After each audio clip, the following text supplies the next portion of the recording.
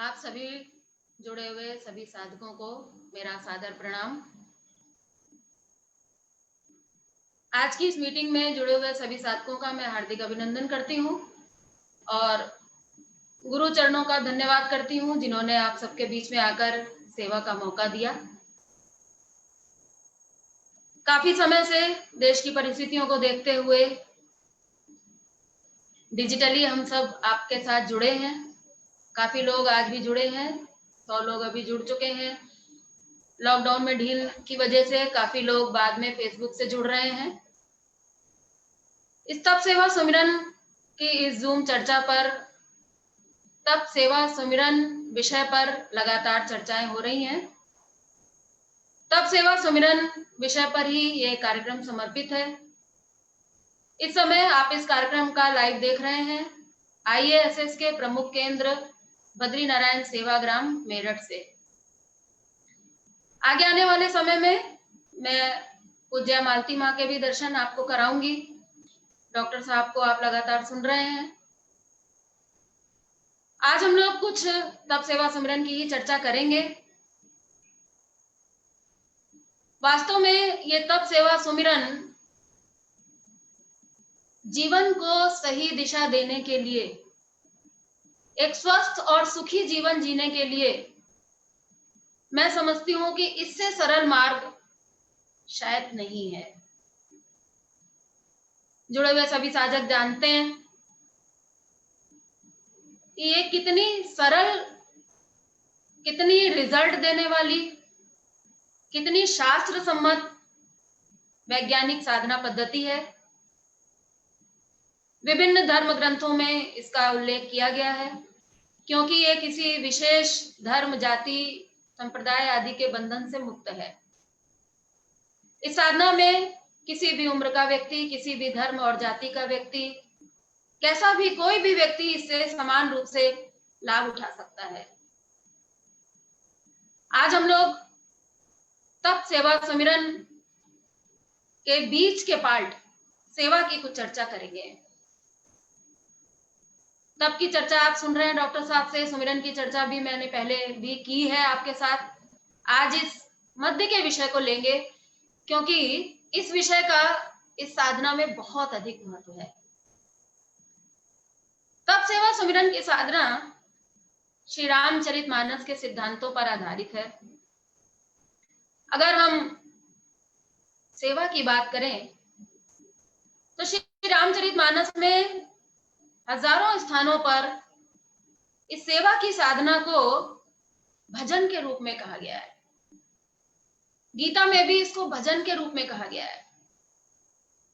यदि मैं श्री रामचरितमानस को लूं, रामचरितमानस में कहा गया है सुमरेसु भजेसु निरंतर मोहि, अर्थात मेरा निरंतर सुमिरन करो, निरंतर मेरा भजन करो।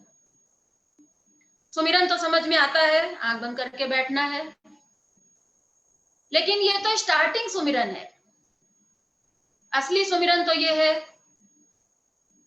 कि आप जो भी काम करें, हर काम में उस ईश्वर की याद बनी रहे, सतत उस ईश्वर से हम जुड़े रहें। यह है सुमिरन का असली स्वरूप। स्टार्टिंग स्टेज में आंख बंद करके बैठना है, अभ्यास करना है। गीता में इसीलिए सुमिरन को अभ्यास नाम से कहा गया। लेकिन सेवा शब्द को रामचरितमानस में भजन नाम से बहुत जगह पर कहा गया है। सुंदरकांड में आप देखेंगे जब हनुमान जी सीता की खोज करके वापस आए और भगवान ने सीता का हाल चाल पूछा हनुमान जी से, तब हनुमान जी कहते हैं कि सीता जी बहुत दुखी हैं, वो क्या लीला कर रही है मैं इसमें तो नहीं जाता, मैं तो सिद्धांत की बात कहता हूं। और सिद्धांत की बात यह है कि कह हनुमंत विपत्ति प्रभु सोई, जब तब सुमिरन भजन ना होई। हे प्रभु, जब तक जीवन में सुमिरन और भजन नहीं होगा तो जीवन में विपत्तियां टलने वाली नहीं है। किसी ना किसी रूप में जीवन में कोई ना कोई दुख तो आता ही रहेगा। इसलिए सुमिरन और भजन का महत्व बहुत अधिक दिया गया है। अगर हम सभी साधकों के जीवन में सुमिरन और भजन। आप सोच रहे होंगे कि तप का नाम क्यों नहीं लिया जा रहा है। अगर आपका शरीर ही ठीक नहीं होगा तो ये सुमिरन और भजन केवल जवानी जमा खर्च रह जाएगा। बिना तप के तो ये सेवा और सुमिरन खड़ा ही नहीं हो पाएगा। इसलिए उसको ठीक करना सबसे पहली प्राथमिकता है। लेकिन उद्देश्य शरीर को ठीक रखना नहीं है, केवल उद्देश्य है सुमिरन और भजन। गीता में भी आप देखेंगे, जब अर्जुन ने भगवान से सवाल किया कि आप इतनी अध्यात्म की बातें कर रहे हैं, मन तो इतना चंचल है, कंट्रोल होता नहीं, उसके लिए क्या करना होगा, उसके लिए मैं ऐसा कौन सा कर्म करूं। तब भगवान ने कहा केवल एक ही काम करना है अर्जुन, और वो है अभ्यासेन तु कौन्तेय वैराग्येण च गृह्यते। हे अर्जुन, अभ्यास करना होगा, बार बार अंदर जाने का अभ्यास करना होगा, बार बार उस सत्ता से जुड़ने का कोशिश करनी होगी। इसको अभ्यास कहा गया, सुमिरन कहा गया। और वैराग्येण च गृह्यते, वैराग्य को धारण करना होगा। और वैराग्य बिना त्याग के नहीं आता, त्याग बिना सुख देने की भावना के नहीं पनपता, और उसका ही एक स्वरूप है सेवा। बिना सेवा के हमारे जीवन में बाहरी किसी क्रिया से वैराग्य आ जाए, मैं तो ऐसा नहीं मानती। इसलिए वहां पर भी आप देखेंगे कि सेवा और सुमिरन का ही महत्व दिया गया है। यहां तक कि रामचरितमानस में तो यहां तक कह दिया गया है कि काल का भी प्रभाव आपके ऊपर नहीं पड़े, उसके लिए क्या करें। लोग कहते हैं साहब आजकल समय बहुत खराब चल रहा है, हम सब जानते हैं, वास्तव में हम भी कहते हैं अक्सर समय बहुत खराब चल रहा है।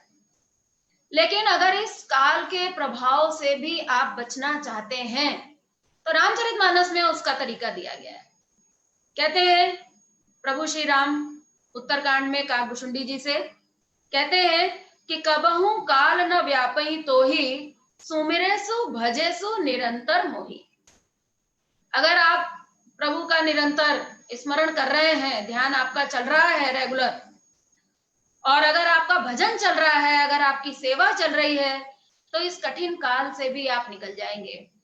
ये काल आपका कुछ बिगाड़ नहीं पाएगा। और हम सभी साधक जो भी सीरियसली साधना में लगे हैं, वो देख रहे हैं कि इस साधना के बदौलत आज हम इतने कठिन परिस्थितियों में भी सुखपूर्वक अपना जीवन यापन कर पा रहे हैं। जहां आज लोगों के सामने आर्थिक समस्याएं खड़ी हो गई हैं, अनेक प्रकार की समस्याएं खड़ी हो गई हैं, मानसिक तनाव बढ़ रहा है, वहीं पर हम साधकों को सुमिरन और भजन जिन साधकों का चल रहा है, उनको आप देख रहे हैं कि मानसिक रूप से बाहर की परिस्थितियां तो देखिए बदलेंगी। बाहर की परिस्थितियों को तो भगवान श्री राम भी कह सकते हैं कि उन्होंने भी लीला करके दिखाई कि बाहरी परिस्थितियां तो उनकी भी बदली। अगर आप इस धरती पर आ गए हैं, इस मनुष्य लोक में आ गए हैं, तो समस्याएं तो लगी रहेंगी, हर तरह की समस्याएं आएंगी। लेकिन आपका दृष्टिकोण क्या होगा। अगर आपकी साधना चल रही होगी तो आप मानसिक रूप से इतने स्ट्रॉन्ग रहते हैं कि आप इस साधना के बदौलत उन समस्याओं से उबर सकते हैं। इसके अलावा भगवान शिव श्री रामचरितमानस के प्रमुख रचनाकार, वो कहते हैं कि उमा कहूं मैं अनुभव अपना। सोचिए, शिव जी अपना अनुभव कह रहे हैं, उस अनुभव से हम भी लाभ उठा सकते हैं, उनके अनुभव को हम अपना अनुभव बना सकते हैं। जहां वो कहते हैं कि कहते हैं उमा कहूं मैं अनुभव अपना, सत हरि भजन जगत सब सपना। कहते हैं ये तो संसार एक स्वप्नवत है, पता नहीं क्या क्या यहाँ पर होता रहता है और होता रहेगा, लेकिन मेरा अनुभव तो ये है कि इस संसार में अगर सच्चाई कुछ है तो वो है भजन, अर्थात प्रभु की सेवा। तो ये सेवा हमारे जीवन के लिए इतनी महत्वपूर्ण है। तो आइए आज थोड़ी हम चर्चा इसी सेवा की कर लेते हैं। श्री रामचरितमानस के अनुसार मनुष्य की मौलिक मांग सुख की है, लेकिन आश्चर्य की बात यह है कि सुख की परिभाषा ही नहीं मालूम हमें। श्री रामचरितमानस जिस सुख की बात करती है, आपने न देखा हो तो आज देखिएगा। श्री रामचरितमानस के द्वितीय पृष्ठ पर रामचरितमानस की रचना का उद्देश्य दिया है, जहां कहते हैं स्वांतः सुखाय तुलसी रघुनाथ गाथा। गोस्वामी जी कहते हैं कि मैं ये रामचरित्र का गुणगान करने जा रहा हूं, जिसका उद्देश्य है स्वांतः सुख। इस स्वांतः सुख को समझना बहुत जरूरी है। एक है बाह्य सुख, जो हम सब जानते हैं, गाड़ी आएगी तो सुख आएगा, मकान आएगा तो सुख आएगा, पैसा आएगा तो सुख आएगा, यानी कि धन और परिस्थितियों पर डिपेंडेंट जो सुख है, इसको हम कहते हैं बाह्य सुख। इस सुख का महत्व भी कम नहीं है, ये भी चाहिए, लेकिन ये जीवन का उद्देश्य नहीं है। इसका कोई निश्चित मापदंड नहीं है कि कितना चाहिए, कितना भी हो जाए आज लोगों को कम ही लगता है। तो ये है स्वांतः सुख। इसको प्राप्त करना, हम इसको प्राप्त करने के लिए बाहर अधीन है, परवश है। पैसा होगा तो गाड़ी आएगी, पैसा होगा तो मकान बनेगा, बेटा कहना मानेगा तो सुख आएगा, नहीं मानेगा तो नहीं आएगा। तो ये कहलाता है बाह्य सुख। ये मानस का उद्देश्य नहीं है। एक दूसरा सुख है जिसको कहा गया अंतः सुख। कुछ लोग तरह तरह की साधनाएं करते हैं, तपस्याएं करते हैं और अपने अंदर स्थित उस अंतः सुख को जागृत कर लेते हैं। आपको जानकर आश्चर्य होगा कि ये सुख भी मानस का उद्देश्य नहीं है। बहुत बड़ा सुख है ये, आज तो हम इसी को प्राप्त नहीं कर पा रहे हैं। एक सन्यासी, एक तपस्वी घोर साधनाएं करता है और उसके बाद अगर प्राप्त कर पाता है तो ये अंतः सुख प्राप्त कर पाता है। इस अंतः सुख को प्राप्त ऋषि मुनि, गंभीर साधक, उसके पास बाहर का सुख कुछ नहीं है। उसके पास मकान नहीं है, बढ़िया खाने को नहीं है, बढ़िया पहनने को नहीं है, उसको चाहिए भी नहीं। लेकिन रामचरितमानस का उद्देश्य ये अंतः सुख भी नहीं है। रामचरितमानस उस राम राज्य की बात करती है जहां पर स्वांतः सुख है। क्या है ये स्वांतः सुख? कहते हैं स्वांतः सुख वो सुख है जहां बाहर भी सब कुछ हो और अंदर से पूर्ण वैराग्य हो। बाहर मकान भी हो, बढ़िया खाना भी हो, पैसा भी हो, सब कुछ हो, लेकिन भीतर से किसी भी चीज से आप अटैच ना हो, भीतर से किसी भी चीज से आपके ऊपर प्रभाव ना पड़े। आज को मकान है, अगर कल को मकान ना हो तो हमारा हार्ट फेल ना हो। बिजनेस बहुत बढ़िया चल रहा था, अचानक क्या हो गया, बिजनेस सब ठप हो गए, लेकिन प्रभाव नहीं पड़ा। तो रामचरितमानस कहती है कि आपके जीवन में जब ये साधना फलीभूत होगी, जब ये तप सेवा सुमिरन आपके जीवन में फलीभूत होगा, तो आपके जीवन में बाहर भी सब कुछ होगा और भीतर भी सब कुछ होगा, क्योंकि आप अंदर वाले से जुड़ चुके होंगे। जब वो भीतर वाला आपके भीतर से प्रकट हो जाएगा तो बाहर भी आपको कमी नहीं होगी। यही राम राज्य की रूपरेखा है। मैं अभी उसके विस्तार में नहीं जा रही हूँ, राम राज्य में नहीं जा रही हूँ, खाली इतना ही कहूंगी कि राम राज्य एक ऐसी आदर्श स्थिति है जहां पर कहा गया है नाकेश दुर्लभ भोग लोग करें। कोई परहेज नहीं था वहां पर, किसी को डॉक्टर ने चीनी मना नहीं की थी, किसी को घी तेल मना नहीं किया था, सब तरह के भोग थे। नाकेश दुर्लभ, जो देवताओं को भी दुर्लभ हैं, ऐसे भोग लोग भोगा करते थे। लेकिन खास बात क्या थी? न मन विषयन हरे, उन सब से वो अटैच नहीं थे। मन उनका कहाँ रहता था? मन उनका केवल और केवल एक प्रभु श्री राम के चरणों में हर समय प्रेम का रसास्वादन करता रहता था। लेकिन ये एक दिन में राम राज्य नहीं आया। उस राम राज्य की स्थापना के लिए, उसके इस उद्देश्य की पूर्ति के लिए, उस स्वांतः सुख की जागृति के लिए रामचरितमानस में एक विस्तृत साधना की रूपरेखा दी गई है, और वो साधना है तप, सेवा और सुमिरन। ये हम सभी का बड़ा सौभाग्य है कि परम पूज्य श्री योगी जी महाराज जैसे संत के माध्यम से श्री रामचरितमानस जैसे गूढ़ ग्रंथ को हमें समझने का मौका मिला। इतने सरल ढंग से योगी जी महाराज ने इस साधना को हमें और आपको दिया कि आज हम उसको सरलता से अपने जीवन में अपना पा रहे हैं। सेवा की साधना की मैं बात करूं तो ये उस सुख को दिलाने वाली है जिसको स्वांतः सुख कहा गया है। आप में से जुड़े हुए सभी साधक कहीं ना कहीं ये अनुभव करते हैं कि पहले आपको कितनी चीजों से आपको वंचित रहना पड़ता था, खा नहीं सकते थे। कितने लोग अपना अनुभव बताते हैं कि आम के सीजन में आम नहीं खा सकते थे क्योंकि डायबिटीज है, डॉक्टर ने मना कर रखा है। और अब जब से तब की साधना से जुड़े, आम का वितरण किया, तब से आम खा सकते हैं। यानी कि बाहर भी मिला और भीतर भी मिला। इसीलिए तुलसीदास जी कहते हैं, तुलसी भीतर बाहर हो जो चाहे सिव जिया। बाहर भी हो और भीतर भी हो, ये इस साधना का उद्देश्य है। उस अखंड आनंद की प्राप्ति के लिए हमें समझना होगा कि आनंद कभी भी बाहर की चीज नहीं है। आनंद जब भी मिला, जिसको भी मिला, अपने भीतर मिला। रामचरितमानस की साधना का उद्देश्य ही यही है कि आपको जो कुछ भी चाहिए वो आपके भीतर है, लेकिन ढका हुआ है। जब तक इन ढक्कनों को नहीं हटाया जाएगा तब तक वो भीतर वाला प्रकट नहीं होगा। चाहे वो भीतर की शक्ति हो, चाहे वो भीतर का आनंद हो, चाहे ज्ञान हो और चाहे प्रेम हो, ढका हुआ है।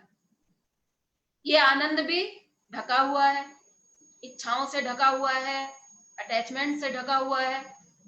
अगर आप चाहते हैं कि आपकी इच्छाएं कम हो जाएं, आपकी आसक्तियां कम हो जाएं, तो उसका दुनिया में केवल एक रास्ता है और उस रास्ते का नाम है सेवा। बिना सेवा के, बिना दूसरों के बारे में सोचे, बिना देने की बात समझे इस स्थिति को प्राप्त करना मेरे हिसाब से असंभव है। इसीलिए रामचरितमानस में देने की बात पर बहुत अधिक जोर दिया गया है और यही वास्तव में सच्चा भजन है। और ये बड़ा वैज्ञानिक है। जब तक आप स्वार्थी हैं, जब तक आप देना नहीं चाहते, तब तक कम से कम आप आध्यात्मिक तो नहीं हो सकते। आध्यात्मिक व्यक्ति पकड़ना नहीं बल्कि छोड़ना चाहता है। और छोड़ने का मतलब ये नहीं है कि हम अपने पास कुछ ना रखें और हम सब कुछ छोड़ दें, हम धन भी छोड़ दें, मकान छोड़ दें, परिवार छोड़ दें। नहीं, छोड़ने की बात नहीं है। छोड़ छोड़ कर पकड़ना है। जो हमें ईश्वर ने दिया है उसमें से हमें थोड़ा थोड़ा थोड़ा थोड़ा छोड़ना है। क्योंकि वेद भी यही कहते हैं। वेद कहते हैं, तेन त्यक्तेन भुंजी था। भोग करिए, करने के लिए मना नहीं है, क्योंकि ये जितने भी साधन भोग के बनाए गए हैं ये इंसान के लिए बनाए गए। बढ़िया मकान में रहिए, बढ़िया खाइए, सब कुछ करिए, लेकिन अगर उस भोग में आपने त्याग को शामिल नहीं किया तो फिर आप साधक नहीं हो सकते, फिर आप उस आनंद को प्राप्त नहीं कर सकते। फिर तो आप, शायद मुझे कहना चाहिए कि नहीं, फिर तो ये प्रवृत्ति राक्षसी प्रवृत्ति कहलाएगी। ये राक्षसी प्रवृत्ति है कि सब कुछ हम बटोर लें, सब कुछ हम खा लें, सब कुछ हमें मिल जाए। गीता में इस बात पर बहुत गहराई से विचार किया गया है, क्योंकि भगवान जानते हैं कि बिना वैराग के आनंद आएगा नहीं। और उस आनंद को प्राप्त करने के लिए ये भजन, ये सेवा, ये त्याग, ये देने की बात समझना परम आवश्यक है। इसलिए आप देखेंगे, गीता उठाइए, अध्याय 3 का थोड़ा सा अध्ययन करिए। ना समझ में आए, परम पूज्य श्री अखिलेश जी महाराज का गीता पर बहुत सुंदर ऑडियो है, प्रैक्टिकल व्याख्या, कैसे हमारे जीवन से इस गीता का संबंध है, बहुत सुंदर उन्होंने व्याख्या की है। मैं तो उससे काफी प्रभावित हुई हूं। मैं आपके सामने एक दो पंक्तियां रखूंगी गीता से, जहां पर कहा गया है कि आप समझ रहे हैं कि आप बढ़िया खा लेंगे तो आप स्वस्थ होंगे। दुनिया समझ रही है कि मैं कैसे घी, दूध, मक्खन, मलाई खाऊं ताकि मैं स्वस्थ रहूं, ताकतवर रहूं। साधक सोचता है कैसे बढ़िया कौन सा जूस पीऊं, क्या सलाद खाऊं या उपवास करूं, मैं ऐसा क्या करूं कि मैं पूरी तरह से स्वस्थ हो जाऊं और मेरे अंदर पूरी शक्ति का जागरण हो जाए। गीता कहती है ठीक है, ये साधन तो ठीक है, लेकिन जो सबसे प्रमुख साधन है वो समझ लीजिएगा कि गीता में सचेत करते हुए कहा गया है कि अगर आप खाते हैं लेकिन उस भोजन से आप खिलाते नहीं हैं, अगर आप बांट कर नहीं खाते हैं, अगर आप खिलाकर नहीं खाते हैं, अगर जिस प्रभु ने आपको आज भोजन दिया है, कितने लोग आज भूखों मर रहे हैं, अगर उस प्रभु ने आपको भोजन दिया है और आप अकेले ही उसको खा जाते हैं, अपना ही घर परिवार पति पत्नी और बच्चे, तो ये तो पशुवत हुआ। वहां कहते हैं यज्ञ शिष्टा सिना संतो मुच्यंते सर्व किल्बिषा भुंजते ते त्वगम पापा ये पचन्ते आत्म कारणात्। अर्थात पहले आप प्रभु की सेवा में अर्पण कीजिए, उसके बाद जो बचे, हम तो अभी सोचते हैं कि पहले कैसे मैं ज्यादा से ज्यादा खा लूं, फिर बचेगा तब सोचेंगे, पहले मेरा पेट तो भरे, मेरे बच्चे का पेट तो भरे। लेकिन नहीं, हमारे शास्त्र हमको सचेत करते हैं और कहते हैं कि अगर आपने पहले प्रभु का निकाला और फिर जो आपके पास बचा, उस बचे हुए को अगर आपने प्रसाद रूप में ग्रहण किया, तभी ये भोजन आपके लिए लाभकारी हो सकता है। अदरवाइज तो कहते हैं कि ये तो आपने पाप ही पकाया है और पाप ही खाया है, और करई पाप तो पावई दुख। क्या करें? बहुत से साधक शिकायत करते हैं, साहब हमारी तो साधना अच्छी चल रही है, हम तो बहुत अच्छा खान पान हमारा चल रहा है, लेकिन फिर भी रोगों से मुक्ति नहीं मिल पा रही है, कहीं ना कहीं पाप तो नहीं खा रहे। अगर आप पाप खा रहे हैं तो मैं एक बार आपसे कहूंगी कि बड़ा आसान है इस पाप से मुक्त होना, बहुत आसान है। इसी पाप के भोजन को आप प्रसाद बना लीजिए, क्यों नहीं बनाना चाहते? बचपन से हमें कहा गया है, सिखाया गया है, अतिथि को खिलाओ, प्रभु के हिस्से, प्रभु का हिस्सा निकालो, लेकिन आज हम वो सब चीजें भूल चुके हैं, आज हम स्वार्थी हो गए हैं। इसलिए अगर आप आज इस बात को, इस काम को सुधारना चाहते हैं तो उसका सरल रास्ता मैं आपको बताती हूँ। रामचरितमानस में कहा गया है, तुम ही निवेदित भोजन करही प्रभु प्रसाद पट भूषण धरई। प्रसाद बना लीजिए, बहुत सरल है प्रसाद बनाना। मंदिर जाते हैं प्रसाद चढ़ाने, कैसे करते हैं, क्या करते हैं, क्या चढ़ाते हैं? प्रसाद चढ़ाते हैं कि मिठाई चढ़ाते हैं? कोई प्रसाद नहीं चढ़ाता है, हम सब मिठाई चढ़ाते हैं, लड्डू पेड़ा चढ़ाते हैं। प्रसाद तो प्रभु को अर्पण करने के बाद बनता है, जब तक आप अर्पण नहीं करेंगे तब तक वो मिठाई लड्डू पेड़ा ही रहेगा, प्रसाद नहीं बनेगा। आपने भगवान की सेवा में थोड़ा सा अर्पण कर दिया तो वो बचा हुआ मिठाई का डिब्बा प्रसाद बन जाता है, तो आपका प्रसाद क्यों नहीं बनेगा? जब भी खाने बैठिए पहले प्रभु का हिस्सा निकाल दीजिए। 4 प्रकार का भोजन है, गीता में बड़े ढंग से इसको स्पष्ट किया गया है, जहां कहते हैं पत्रम पुष्पम फलम तोयम यो में भक्त्या प्रयच्छति। पत्रम पुष्पम फलम तोयम, ये 4 प्रकार की चीजें हैं जिनसे मिलकर हर खाद्य वस्तु बनी है।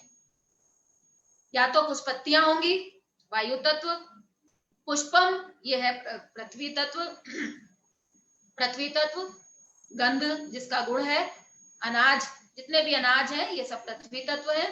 पत्रम पुष्पम फलम, सूर्य की कृपा से, सूर्य की रोशनी में पके हुए फल, ये है अग्नि तत्व, और ये वायु तत्व। इस तरह से पृथ्वी जल अग्नि और वायु। आकाश तत्व तो उपवास का तत्व है, हम सभी जानते हैं। ये 4 प्रकार सॉरी ये 4 प्रकार का भोजन जब हम प्रभु की सेवा में अर्पण करते हैं और बचा हुआ प्रसाद रूप में ग्रहण करते हैं, तो कहते हैं ये डायरेक्ट प्रभु की कृपा से हमको जोड़ देता है। और अगर आप ऐसा नहीं करते, आप बढ़िया कमा रहे हैं, खूब आपने धन संपत्ति और बैंक बैलेंस अगर जमा कर लिए है, भले ही आपने कितनी ही ईमानदारी से क्यों ना कमाया हो, आज हम समझते हैं कि हमने ईमानदारी से कमाया है, इसका मतलब हम बिल्कुल सही है। गीता में लिखा है कि लाख आपने ईमानदारी से कमाया हो, लेकिन अगर इसमें से आपने प्रभु का अंश नहीं निकाला है तो आप चोर हैं। ये मैं नहीं कह रही हूं, भगवान कृष्ण कह रहे हैं। कह रहे हैं इष्टान भोगानि वो देवा दास्यन्ते यज्ञ भाविता तैर्दत्तेन प्रदायेभ्यो यो भुंक्ते स्तेन एव सा। अध्याय 3 में ही आप देखेंगे, श्लोक आपको मिलेगा। आप चोर हैं। क्यों? क्योंकि पहला हिस्सा जिसका था उसका हिस्सा आपने नहीं दिया और खर्च कर लिया। आपने किसी से कर्ज ले रखा है, कोई बात नहीं, जब आपको मजबूरी थी आपने कर्ज लिया था, देने वाले ने आपको दे दिया था। आज आपके पास आ गया है और उसका कर्ज की पहली किश्त आप देने को तैयार नहीं है और उड़ा लिया आपने, सब खा पी डाला, तो कहते हैं ये चोरी है, ये बेईमानी है और इसका परिणाम आपके जीवन में दुख आने ही वाला है। अगर चोरी करेंगे तो सजा तो मिलने ही वाली है। इसीलिए आज हम तरह तरह के कष्ट भोग रहे हैं, सजाएं हमको मिल रही हैं। इन सजाओं से मुक्त होना बहुत आसान है। उसके लिए थोड़ा सा आपको समझना पड़ेगा कि कैसे हम अपने जीवन में इस देने की बात को अडॉप्ट करें। देखिए, देना तो आपको पड़ेगा ही, क्योंकि ये प्रकृति का विधान है। इस आदान प्रदान के नियम को, जो इस प्रकृति का सबसे मूलभूत नियम है, आदान और प्रदान, बहुत कुछ लिया है तो थोड़ा तो देना भी पड़ेगा। श्री रामचरितमानस में, गीता में इस आदान प्रदान के नियम को कामधेनु कहा गया है। अगर इस नियम का आप पालन करते हैं, अर्थात आपने बहुत कुछ लिया, हवा, रोशनी, गर्मी, ठंडक, जान, सब कुछ आपको अगर ये मिला है और अगर इस के बदले में आप कुछ भी देना अगर नहीं चाहते हैं, तो पहली बात तो आप प्रकृति के मूलभूत नियम का उल्लंघन कर रहे हैं और प्रकृति के नियम की उल्लंघन करने की इजाजत प्रकृति किसी को भी नहीं देती। अगर आप उसके नियम की उल्लंघन करने की कोशिश करेंगे तो दुख भोगना पड़ेगा। इसलिए ग्रंथों में इसको कामधेनु कहा गया है। अगर आपने इस नियम को समझ लिया, देखिए देना तो आपको पड़ेगा ही, लिया है तो मजबूरी है। अगर हंस के दे देंगे, नियम को समझ कर दे देंगे, विवेकपूर्ण तरीके से आप अगर समझेंगे, आपके बात समझ में आ जाएगी, तो फिर क्या होगा? ये कामधेनु है। आपने सुना होगा, कामधेनु एक ऐसी गाय है जो आपको सब कुछ देती है, सब कुछ दे सकती है। इस लोक का, परलोक का सब कुछ आपको अगर चाहिए तो इस मौलिक नियम को आपको पालन करना पड़ेगा और वो है आदान प्रदान का नियम। दुकानों में किसी चीज की कमी नहीं है, सब कुछ ले आइए आप, लेकिन आप सोचें कि फ्री में मिल जाए, नहीं मिलेगा। ऐसे ही नेचर में सब कुछ है, सब कुछ है और हमारे लिए ही है। हवा, रोशनी, गर्मी, ठंडक, फूल, पौधे, पशु, पक्षी, सब नेचर में कितना आनंद ही आनंद है और सब कुछ अनंत है। कोई चीज की कमी नहीं है कि आप सोचें कि कम पड़ जाएगा, कमी नहीं है। लेकिन फिर भी हम चाहते हैं कि कैसे हम इससे बचकर निकल जाएं। बचकर निकलना तो संभव नहीं है। हंस के नहीं देंगे तो रो कर देंगे, प्यार से नहीं देंगे तो छीन लिया जाएगा। इसलिए ऐसी स्थिति न आए, इसलिए हमें अपने जीवन में देने की बात को सीखना पड़ेगा। जब हम देना सीखते हैं तो हमारे अंदर से इच्छाओं की कमी होती है। जब हम देना सीखते हैं तो हमारे अंदर आसक्तियों की कमी होती है। गीता में लिखा है त्यागः शांति, शांति चाहिए ना हमें। आपको अगर आपको शांति चाहिए है, मानसिक तनावों से अगर आपको मुक्ति चाहिए है, बाहर क्या होगा ये मत पूछिए। जिससे भी बात करते हैं वो यही कहता है, देखिए बाहर ये नहीं है, बाहर वो नहीं है, ऐसा हो गया, वैसा हो गया। उसकी चर्चा अगर हम थोड़ी देर के लिए ना करें, तो अगर आप भीतर का सब कुछ चाहते हैं तो उसके लिए देना तो आपको पड़ेगा। और ये देना ही वास्तव में बोना है। इस बात को शायद किसान बेहतर जानता है। एक किसान अगर जमीन में एक बीज न बोए और वो ये उम्मीद करे कि ऊपर वाला उसको फसल दे देगा, एक कदम तो उसको बढ़ाना पहले पड़ेगा। अगर वो एक बीज बोने को तैयार है, अपने हिस्से का एक बोरी आलू खेत में फेंकने को तैयार है, उस प्रकृति की गोद में डालने को तैयार है, तो प्रकृति तो उसको सैकड़ों हजारों बोरे देने के लिए तत्पर है ही। लेकिन हम एक बीज भी अगर देना नहीं चाहते हैं, हमको डर लगता है, हम सोचते हैं कि हाय कम पड़ जाएगा, तो याद रखिएगा कम केवल उसी को पड़ता है जिसने देना नहीं सीखा, जिसने फेंकना नहीं सीखा।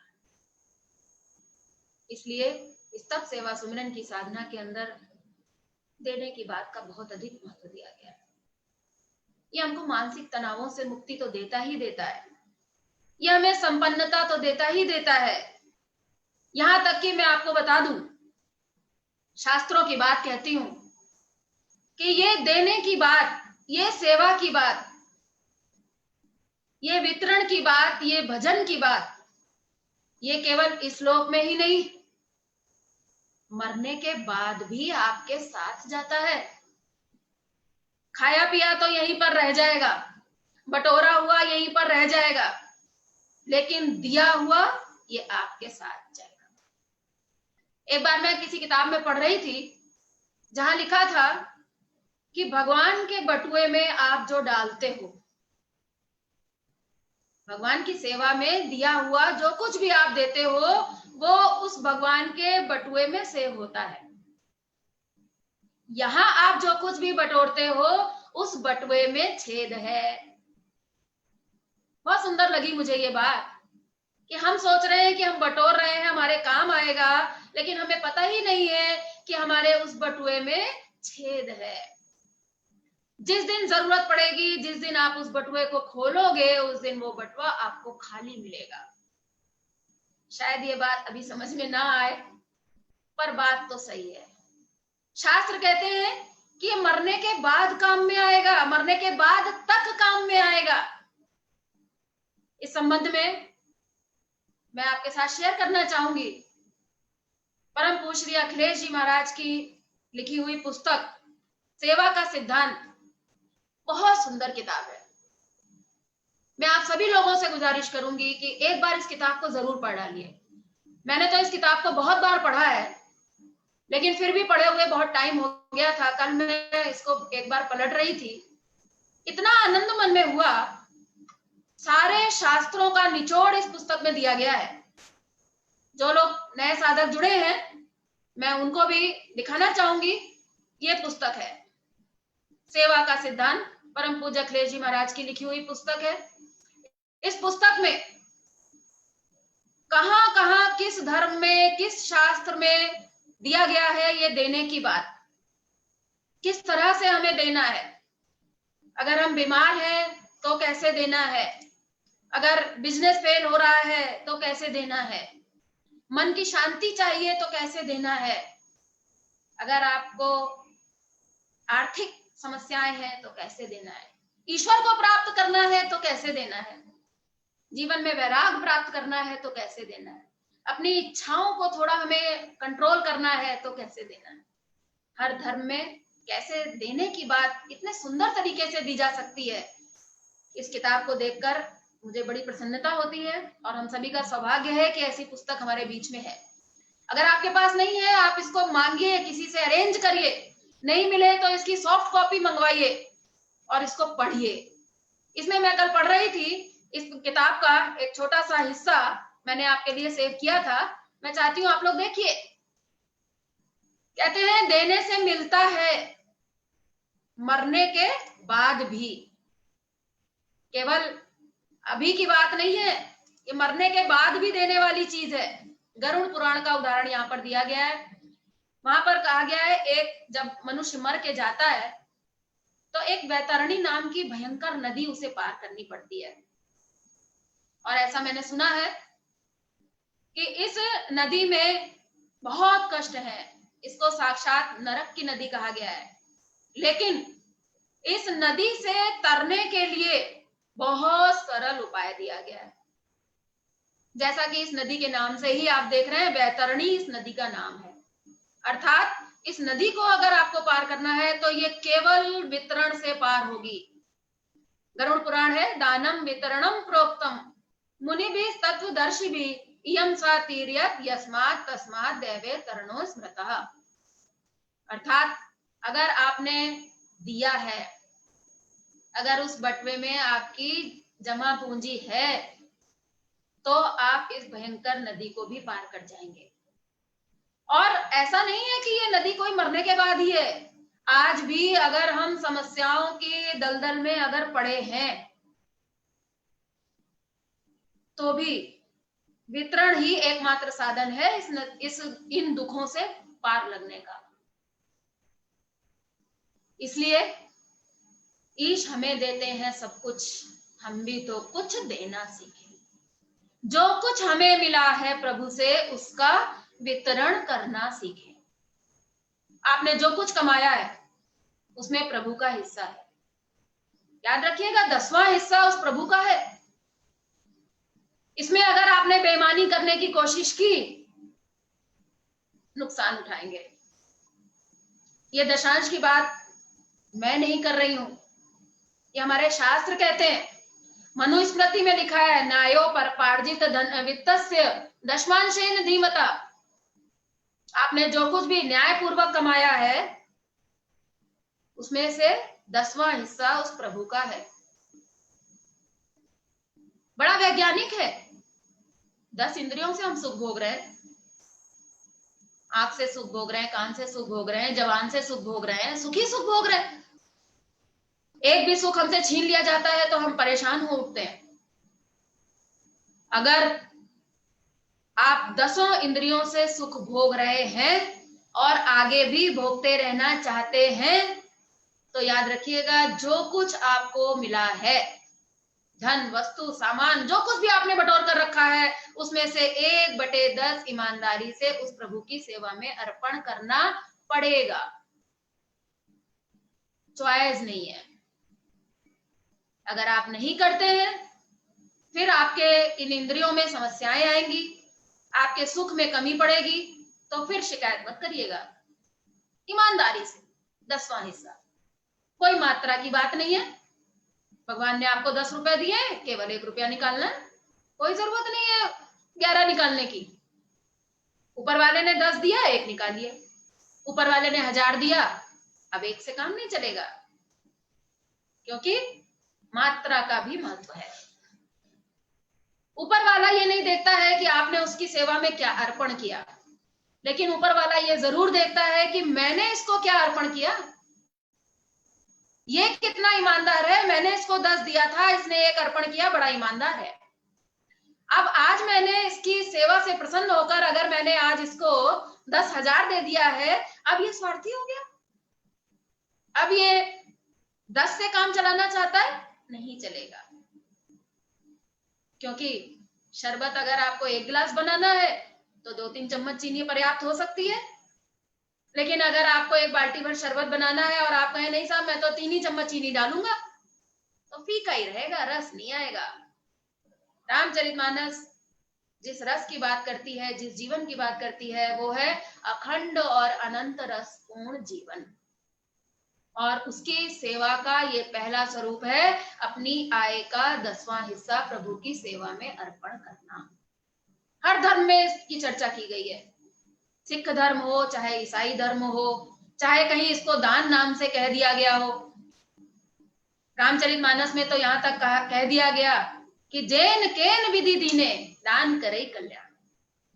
कैसे भी दो, नहीं समझ में आता है दशांश, तरस खाकर देना चाहते हो, प्रभु नहीं दिखाई देता है, अरे दो तो शुरू तो करो। अभी तो हमने शुरू ही नहीं किया, अभी तो हम केवल सवाल जवाब ही करते रहते हैं कि इसको दें कि उसको दें, क्या करें क्या ना करें। जैन केन विधि दीने, आप शुरू तो करो। थोड़ा भी आप देना सीखेंगे, आपके अंदर निस्वार्थता की भावना आएगी, आपके अंदर और देने की शक्ति पैदा होगी, आपके अंदर उस आनंद की झलक आने लग जाएगी। वो आनंद जो आपके भीतर स्वार्थ से ढका था, आपकी आसक्तियों से ढका था, पैसे की आसक्ति से ढका था, आपने थोड़ा पैसा निकाला तो कुछ तो आसक्ति कम होगी।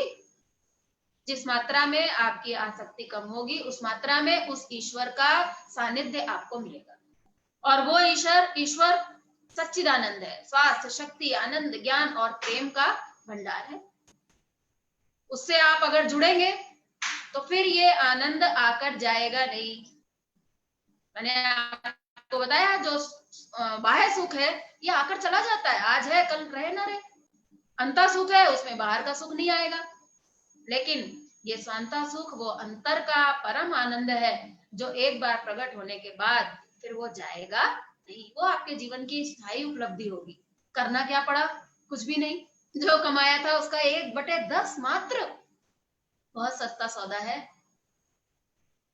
केवल मात्र 1/10 देकर हम उस प्रभु से अगर जुड़ सकें तो मेरे हिसाब से तो इससे सरल उपाय और कोई नहीं होगा।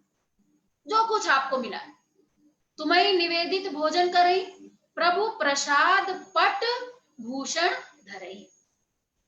आप कपड़े भी अगर पहन रहे हैं, क्या आपने इसमें से भी प्रभु की सेवा में कुछ अर्पण किया? क्या प्रभु को पहनाकर आपने पहना? अपने कपड़ों को प्रसाद बनाइए, अपनी अलमारियां खोलिए और देखिए कि आपने क्या क्या जमा कर रखा है। कचरा जमा कर रखा है। कचरा मतलब यूजलेस। इस प्रकृति में ये विधान है, ये नियम है कि जो चीज यूजलेस होती है वो इस सृष्टि से आउट कर दी जाती है। अगर यूजलेस चीजें आप जमा करके रखेंगे तो आपके जीवन में अभाव आएगा, आपके जीवन में तनाव आएगा और फिर आप शिकायत करेंगे कि मुझे क्यों नहीं मिला। मिला तो इसलिए नहीं है क्योंकि आपने जगह ही नहीं छोड़ी है। 10 जोड़ी कपड़े हैं, कम से कम 1 जोड़ी कपड़ा तो निकाल दें। 1 जोड़ी कपड़ा निकाल देंगे तो ये 9 जोड़ी कपड़े जो आपके बचेंगे ये प्रसाद होंगे। और इन कपड़ों को जब आप पहनेंगे तो इन कपड़ों से आपको आसक्ति नहीं होगी। अगली बार जब इन कपड़ों को निकालने का मौका आएगा तो आपको अंदर से ये नहीं लगेगा कि हाय ये कपड़ा मैं कैसे निकाल दूं, ये तो बहुत अच्छा है। वैराग आ जाएगा, अनासक्ति आ जाएगी। कुछ भी निकालना आपके लिए कठिन नहीं रह जाएगा। सब कुछ सेवा में देना आपके लिए आसान होने लग जाएगा। इसलिए कहा जाता है श्री रामचरितमानस में, देने की बात सबसे महत्वपूर्ण है। मनुष्य के मौलिक नियमों में ये देने का नियम सर्वोपरि नियम है। इसलिए देना तो सीखना ही पड़ेगा। देते समय 3 बातों का ध्यान रखना है, मात्रा, प्राथमिकता और भाव। मात्रा मैंने बताया 10%। प्राथमिकता पहले देना होगा। हम सोचते हैं कि बचेगा तब दे देंगे, बात नहीं बनेगी। जिसके जीवन में उस ईश्वर का स्थान प्रथम नहीं है, उसने उस प्रभु को अपने जीवन में कोई स्थान दिया ही नहीं है। वो केवल मुंह से कहता है तेरा तुझको अर्पण क्या लागे है। तन भी तेरा, मन भी तेरा, धन भी तेरा, ये हम मुंह से कहेंगे। मुंह से सुनी हुई वाणी भगवान, मुंह से कही हुई वाणी भगवान कभी नहीं सुनता। इस बात को याद रखिएगा। भगवान दिल देखता है। दिल में आपके क्या है? दिल में आप किससे आ सकते हैं? अगर आपके दिल में, रामचरितमानस में कहा गया है 10 तरह के खूंटे हैं जहां पर इंसान ने अपने दिल लगा रखे हैं। जननी, जनक, बंधु, सुत, दारा, तन, धन, भवन, सुहृद, परिवारा।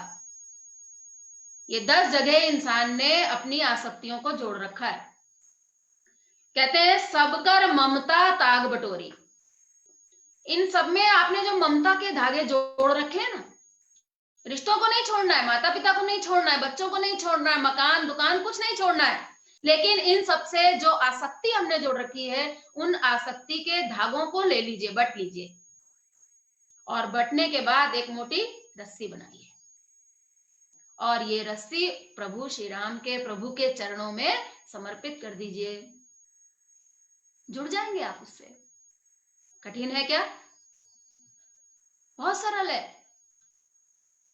जो कुछ भी आप इस्तेमाल करते हैं प्रभु का हिस्सा उसमें से निकालिए। जो कुछ भी, खाली वस्तु की ही बात नहीं है, आपके जो भी विचार है उससे शेयर करिए, लोगों के लिए शुभकामनाएं भेजिए, अपनी योग्यता से देना सीखिए। 24 घंटे में से 1 घंटा निस्वार्थ सेवा की बात की गई है, क्योंकि समय सबसे कीमती है। समय भगवान ने आपको 24 घंटे दिया है, चाहे तो खाकर और सोकर बिता लीजिए, और चाहे तो प्रभु की सेवा में कुछ लगा दीजिए। मैं ये नहीं कह रही हूं कि ऑफिस से छुट्टी लेकर घर बैठना है, लेकिन ये हो सकता है कि आप कर रहे हो ऑफिस का काम, आप लगा रही हो घर में झाड़ू, लेकिन प्रभु को समर्पित किया जा सकता है। हे प्रभु, ये आपको समर्पित है, ये घर आपका है, ये बच्चे आपके हैं, ऑफिस में मैं जो काम कर रहा हूं, हे प्रभु, ये आपकी सेवा में समर्पित है। सैलरी तो आपको वैसे भी मिलेगी, काम कर रहे हैं अगर आप, तो सैलरी तो वैसे भी मिलेगी, लेकिन तब केवल सैलरी मिलेगी। और अगर आप प्रभु के सेवा से काम करेंगे तो ये सैलरी तो अगले महीने खर्च हो जाएगी, लेकिन आपकी उस बटुए में जमा पूंजी इकट्ठी हो जाएगी, जिस जमा पूंजी की बात मैं आपसे कर रही हूं। उस ईश्वर से आप जुड़ जाएंगे, और वो ईश्वर अखंड आनंद का भंडार है। इसलिए तप सेवा सुमिरन की साधना के अंतर्गत इस सेवा की साधना का बहुत महत्व है। सेवा का सिद्धांत पुस्तक में अनेक ऐसे दृष्टांत दिए गए हैं जहां केवल देने मात्र से स्वास्थ्य लाभ हुआ है। तप की साधना तो बाद में समझ में आई, केवल देने मात्र से हम सभी के, आपके सबके जीवन का अनुभव है। जैसे ही कोई कष्ट आता है, कोई भी शारीरिक कष्ट आता है, जितना बड़ा कष्ट उतनी उस मात्रा में सेवा करिए प्रभु की, उसको डॉक्टर बनाइए। सर्दी जुकाम हो जाता है, छोटे डॉक्टर के पास जाते हैं, किडनी फेल हो गई तो बड़े डॉक्टर के पास जाते हैं, छोटी मोटी समस्याएं आए, कुछ थोड़ा सा भगवान का निकाल दीजिए, 20 रुपए भी निकालकर प्रभु की सेवा में अर्पण कर देते हैं, लाभ मिल जाता है। जीवन में कोई बड़ी समस्या आ जाए, बड़ा त्याग करिए। आपने अनेकों ऐसी चीजें जिससे आप दिल से जुड़े हैं या जिसकी कीमत अधिक है, निकाल दीजिए। संपत्ति सब रघुपति के आही। कहते हैं कि जो कुछ आपके पास है, जिसको आप सोच रहे हो हाय ये तो इतना कीमती है, मैं ये कैसे निकाल दूं, रामचरितमानस में लिखा है कि संपत्ति सब रघुपति के आही, 100% उस ईश्वर का है। अभी तो हमारी 10% में ही मुश्किल हो रही है, लेकिन सच्चाई ये है कि सब कुछ उसी ईश्वर का है। और आप देखेंगे कि जब आप देते हैं तो तुरंत मन में शांति आ जाती है, समस्या कितनी भी बड़ी क्यों ना हो। अभी समस्या सुलझी नहीं है, लेकिन मन में शांति तुरंत आती है। आज हम सबके बच्चे बाहर रहते हैं, मेरी भी बेटी बाहर रहती है, आप में से भी बहुतों के बच्चे बाहर रह रहे हैं, जॉब कर रहे हैं, पढ़ रहे हैं, जो भी है, हालांकि अभी तो फिर भी काफी लोग अपने अपने घरों में हैं। ऐसे कठिन समय में बच्चे बाहर हैं, सिक्योरिटी की चिंता होती है, इतना इन्फेक्शन फैल रहा है, इतनी समस्याएं हैं, आर्थिक परेशानियां हैं, इन सब से आप तनाव में रहते हैं, रात को नींद नहीं आ रही है। आप कभी प्रयोग करके देखिए, उस बच्चे के नाम से, सिक्योरिटी के नाम से हर महीने कुछ निकाल कर अलग रख दीजिए। प्रभु, ये मेरे बच्चे की सिक्योरिटी आपके हाथ में, जहां हम नहीं पहुंच सकते वहां तो वही पहुंच सकता है, जहां तक हम पहुंच सकते हैं वहां तक तो हम सोचते हैं हम देख लेंगे, उसके आगे का प्रभु आप देख लो, चलो कोई बात नहीं, यही सही।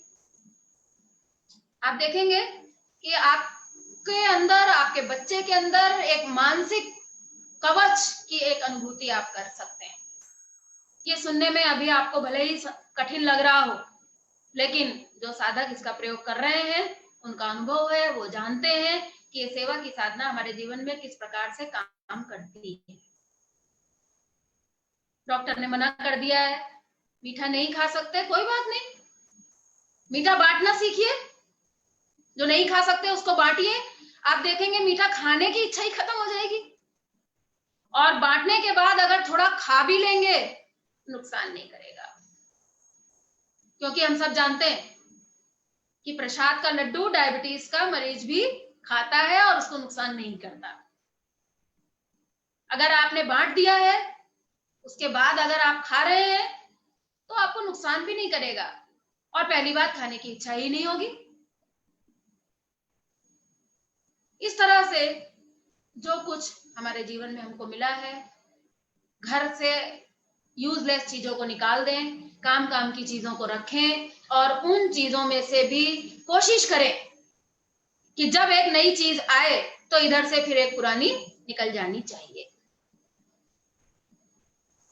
यह कहलाता है उपयोगिता का सिद्धांत। इसी तरह से क्रिया प्रतिक्रिया का सिद्धांत, अगर आप दोगे तो अवश्य मिलेगा, ना मिलने का सवाल ही नहीं है, क्योंकि ये वैज्ञानिक है। विज्ञान का नियम है कि अगर आप देंगे तो आपको मिलेगा तो है ही।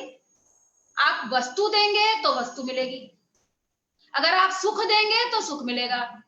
अगर आप ये सोचकर देते हैं कि मैं पैसा दूंगा ताकि मुझे पैसा मिले, मिलेगा? रावण को मिला था। पूर्व जन्म में रावण प्रताप भानु नाम का राजा था।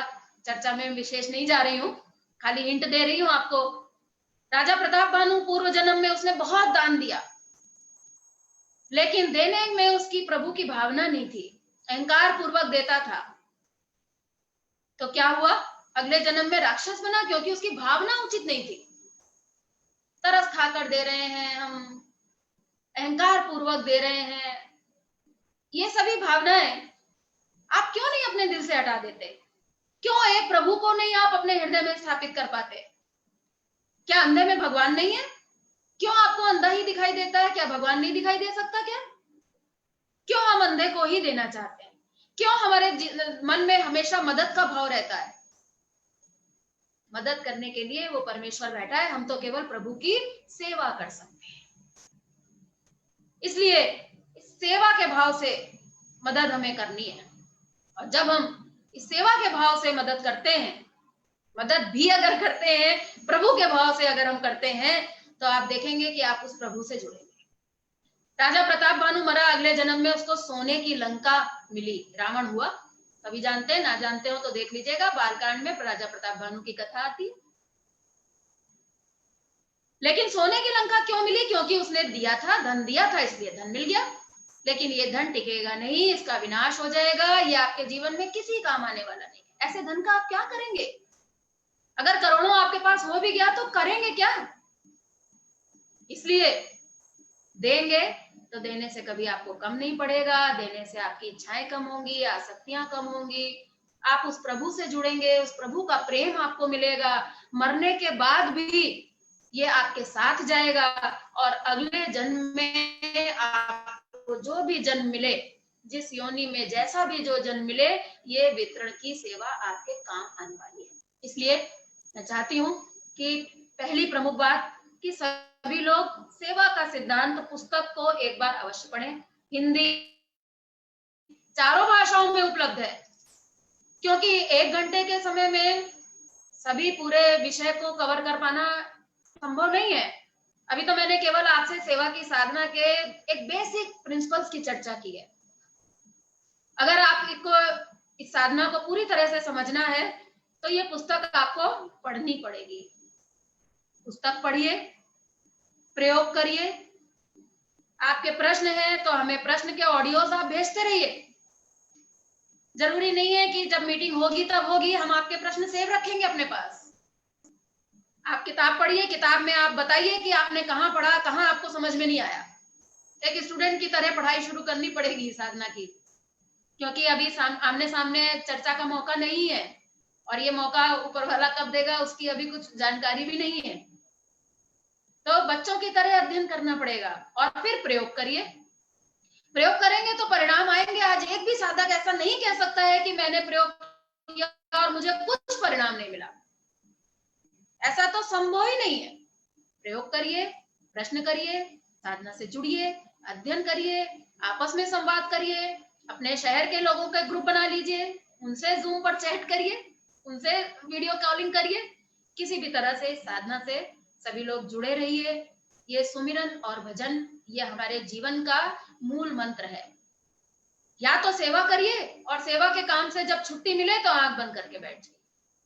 इधर उधर टीवी पर न्यूज देखना, फालतू समय में फालतू चीजों में अपने दिमाग को लगाना, ये केवल मानसिक तनाव को बढ़ाएगा।